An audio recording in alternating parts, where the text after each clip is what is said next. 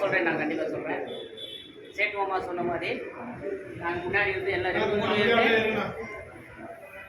நாங்கள்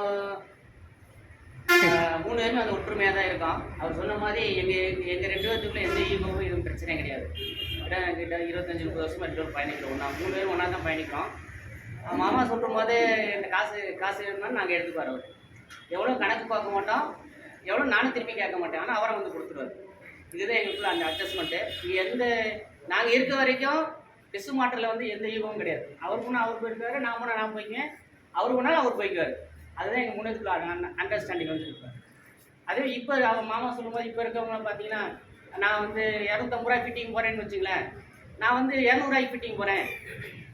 அவர் 200 ரூபாய்க்கு போகிறப்ப என்னன்னா, அந்த 200 ரூபாய்க்கு அந்த 50 ரூபா வந்து அந்த இப்போ நான் 250 ரூபாய் இன்ஸ்டலேஷன் போகிறேன்.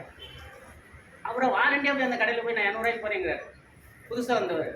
அது போய் அடிச்சுட்டு வேறு வந்துடுறாரு. வந்த மறுபடியும் கம்ப்ளைண்ட் ஆகிடுறது டிஸ்ஸு. கம்ப்ளைண்ட் ஆகிறப்ப கடைக்கார்ட்டு வந்து அந்த பிரச்சனை வருது. அதே டீட்டெயிலில் மாதிரி நம்மகிட்ட கூப்பிட்டு பேசுகிறாங்க.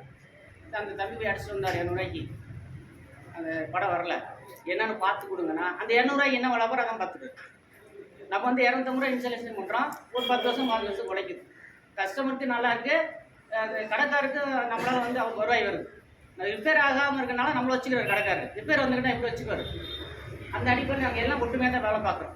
அது இன்ஸ்டலேஷன் போகிறப்ப வந்து எல்லாருமே வந்து 250 ரூபா 300 ரூபா அந்த ஆவரேஜாக பணம் வாங்குங்க. கம்மியாக மட்டும் வாங்காதீங்க. அது எந்த யூஸ் இல்லை. இங்கேருந்து ஒரு 25 கிலோமீட்டர் போகிறீங்கன்னு வச்சுங்களேன், 25 கிலோமீட்டர் போயிட்டு ஒரு 250 ரூபா இன்ஸ்டலேஷன் இந்த இருந்துச்சுன்னா எப்படி கட்டுப்படி ஆகும்?